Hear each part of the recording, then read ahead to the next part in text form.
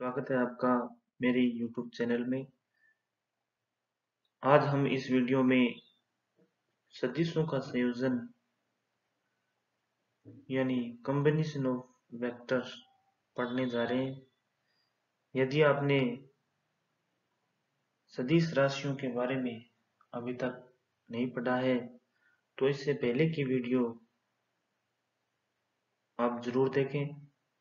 उसका लिंक मैं डिस्क्रिप्शन में दे दूंगा, आप वहां से इस वीडियो को देख सकते हैं। तो सदिशों का संयोजन समझने के लिए वीडियो स्टार्ट करते हैं।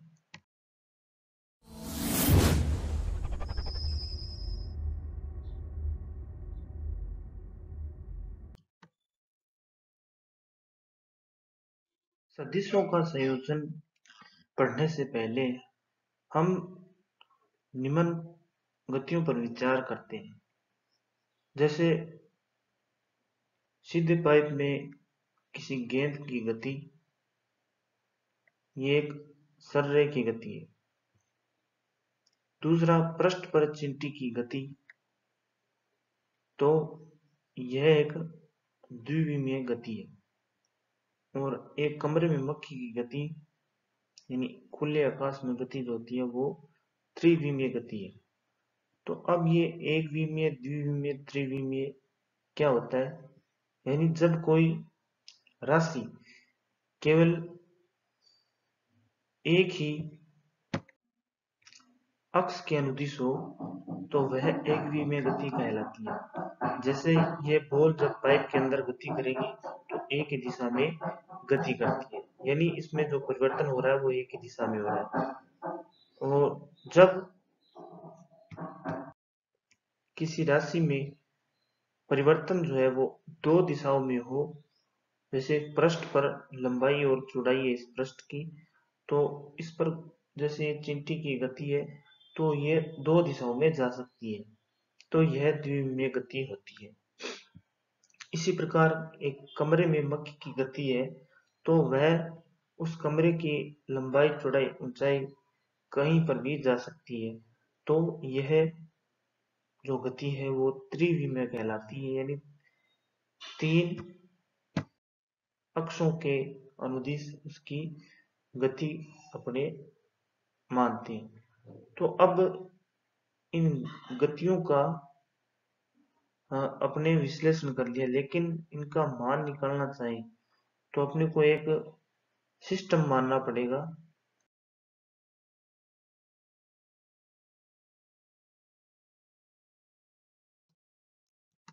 अपने कहते हैं कार्तीय निर्देश तंत्र। अब ये क्या होता है, तो किसी वस्तु की स्थिति को दर्शाने के लिए अपने को एक स्थिति माननी पड़ती है, मूल बिंदु, यानी जहां से किसी चीज को अपने शुरू करना है वह होता है मूल बिंदु। और तीन परस्पर लंबवत अक्ष से निर्मित तंत्र को कार्तीय निर्देश तंत्र या पद्धति कहते हैं। जैसे कि आपने पढ़ा है, एक एक्स अक्ष, एक वाई अक्ष और एक जेड अक्ष। तो तीनों से निर्मित जो तंत्र है वो क्या कहलाता है, कार्तीय निर्देश तंत्र, जिसके अंतर्गत हम किसी भी वस्तु की गति का अध्ययन करते हैं। अब इसमें अपने मानते हैं भी जो एक्स अक्ष है और वाई अक्ष और जेड अक्ष है, इनके अनुदिश जो एकांक सदिश है वो क्रमशः आई कैप, जे कैप और के कैप है। एकांक सदिश क्या होते हैं, हमने पहले पढ़ा था भी, किसी भी सदिश को उसके परिमाण से भाग देने पर जो हमें प्राप्त होता है वो एकांक सदिश कहलाता है। अब यदि यहाँ से इस सदिश का मान निकाला जाए तो क्या आएगा, ये जो परिमाण है वो तिरछा गुणा होकर ए कैप के साथ में चलाएगा, तो ए का मापांक और गुणा ए कैप। यदि ए कैप का मान 1 हो यानी परिमाण 1 हो तो इस सदिश का मान किसके बराबर हो जाता है, इसके एकांक सदिश के। तो अपने कहते हैं भी किसी वस्तु का परिमाण एक होने पर जो सदिश राशि वो क्या होती है, एकांक सदिश के बराबर होती है। तो इसी प्रकार एक्स एक्स में जो एकांक सदिश आई कैप, वाई एक्स की दिशा में एकांक सदिश जे कैप और जेड एक्स की दिशा में एकांक सदिश के कैप। यानी किसी वस्तु, कोई वस्तु है वो एक्स दिशा में अगर मान लेते हैं 5 मीटर की दूरी पर है तो उसका मान कितना हुआ, 5 आई कैप। इसी प्रकार जे की दिशा में तो 5 जे कैप हो जाएगा, जेड की दिशा में तो 5 के को हो जाएगा।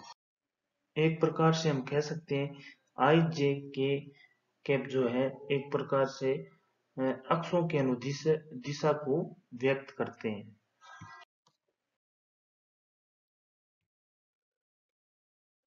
तो किसी वस्तु की दिशा के आधार पर इनका वर्गीकरण हम निम्न प्रकार कर सकते हैं।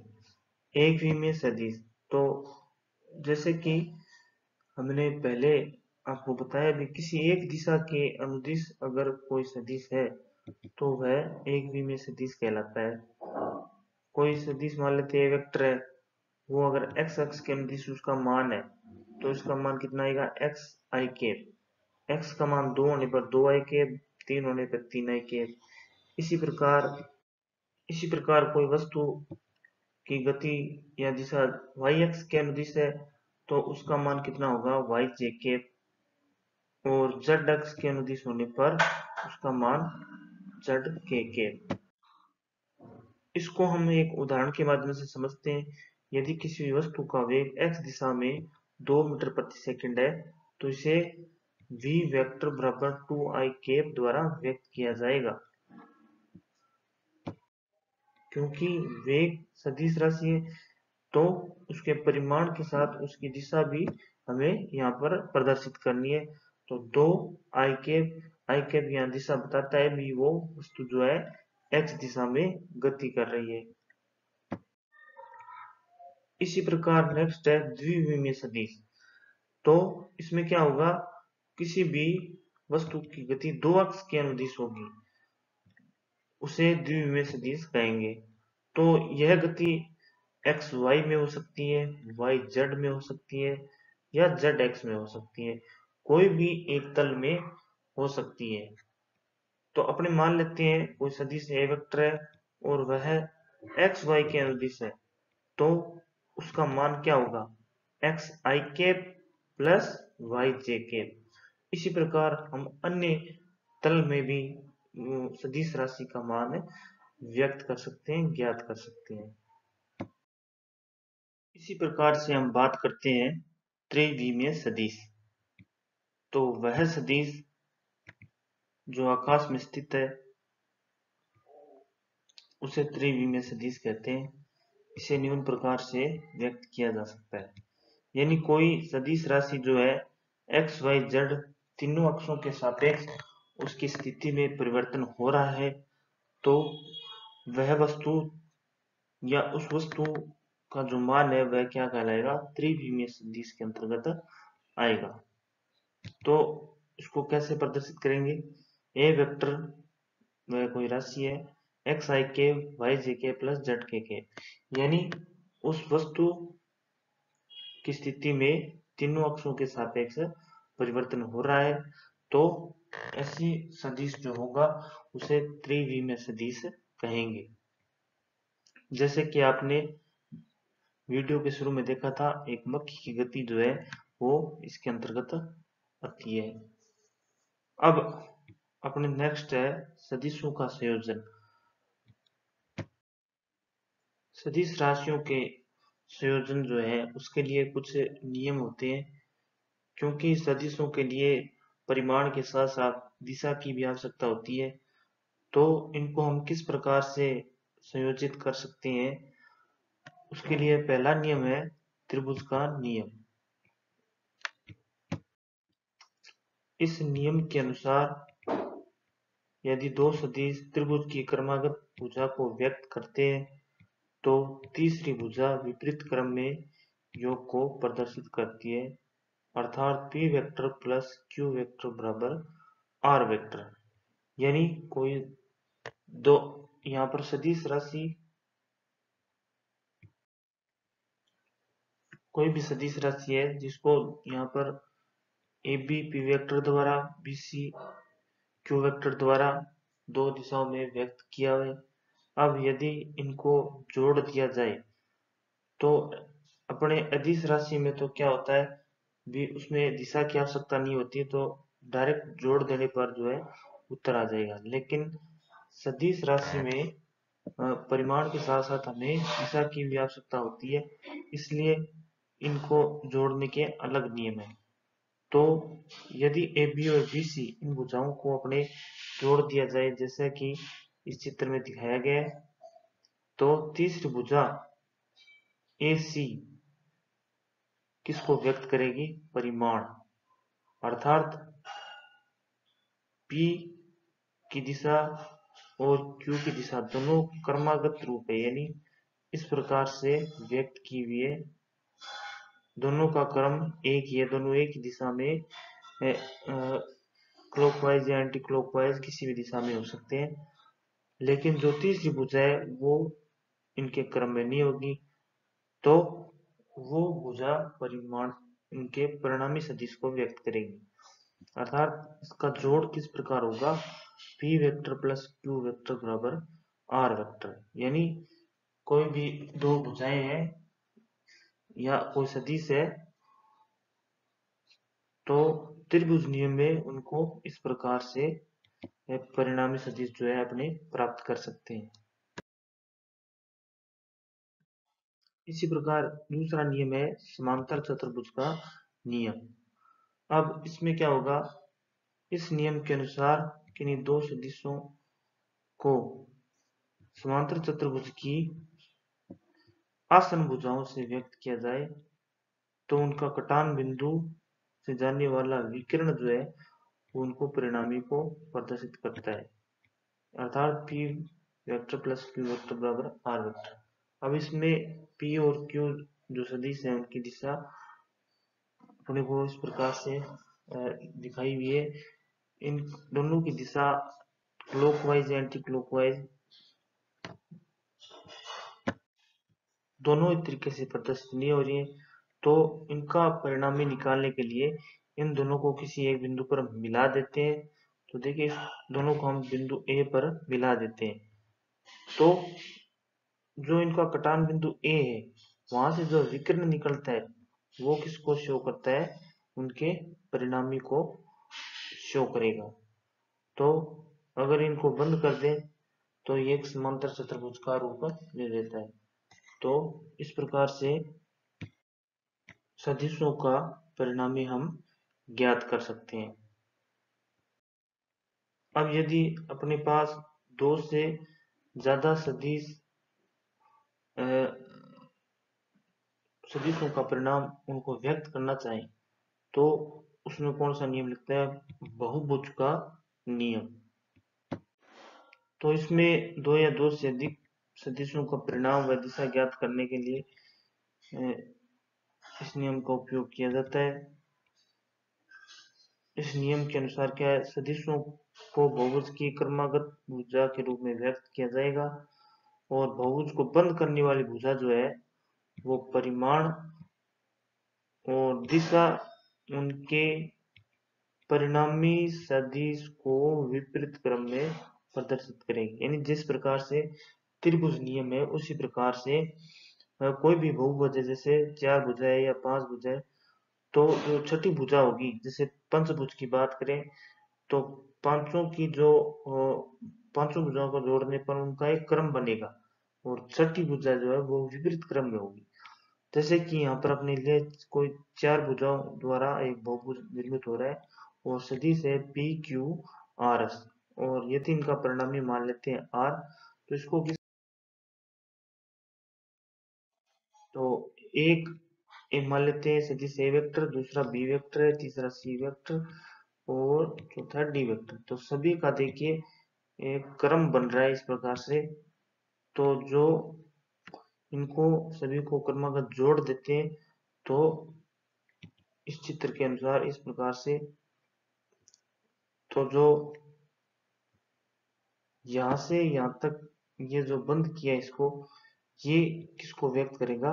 परिणामी को। यानी बहुभुज को जो बंद करने वाली भुजा है वो परिणामी सदिश, और इसकी दिशा जो होगी इन सभी सदिशों के क्रम के विपरीत होगी। तो इनका क्रम इस प्रकार से बन रहा है, लेकिन इसकी दिशा इसके विपरीत है। तो इसका मान कितना होगा? सभी सदिशों के योग के बराबर होगा, यानी A vector plus B vector plus C vector plus D vector. अब इस चीज को अपने त्रिभुज नियम से भी समझ सकते हैं।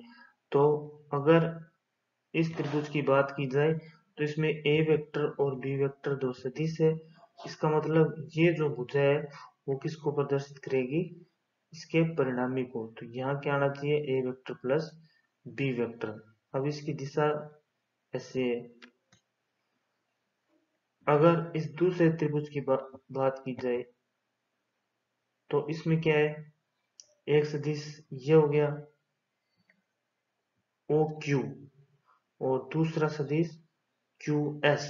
तो दोनों एक ही क्रम में, तो जो ओ एस है वो विपरीत क्रम में है। तो ये इस त्रिभुज के नियम के अनुसार किसको प्रदर्शित करेगा? परिणामी को। तो ओ क्यू का मान है A vector plus B vector, इसमें ऐड क्या हो जाएगा? C vector. तो ओ एस का परिणामी क्या आएगा? A vector plus B vector plus C vector.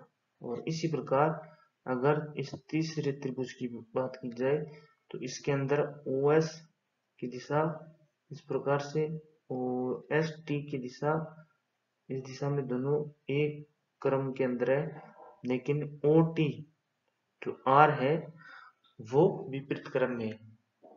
तो यहाँ पर क्या होगा? O S plus S T, यानी A vector plus B vector plus C vector plus T vector.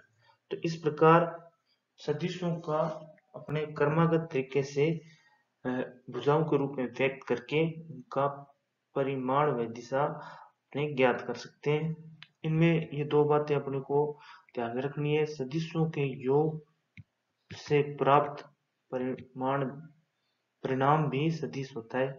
यानी जैसे A vector plus B vector C vector D vector को जोड़ेंगे तो उत्तर भी एक परिणामी सदिश प्राप्त होगा। दूसरा, समान भौतिक राशियों को व्यक्त करने के वाले सदिशों का योग होता है।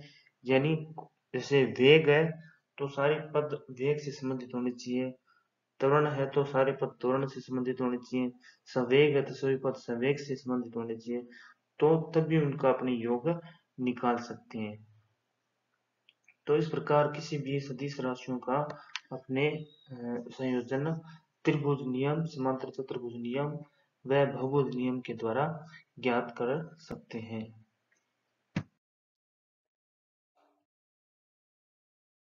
सदिश संयोजन के बारे में पढ़ा। वीडियो अच्छा लगे तो इसे लाइक जरूर करें।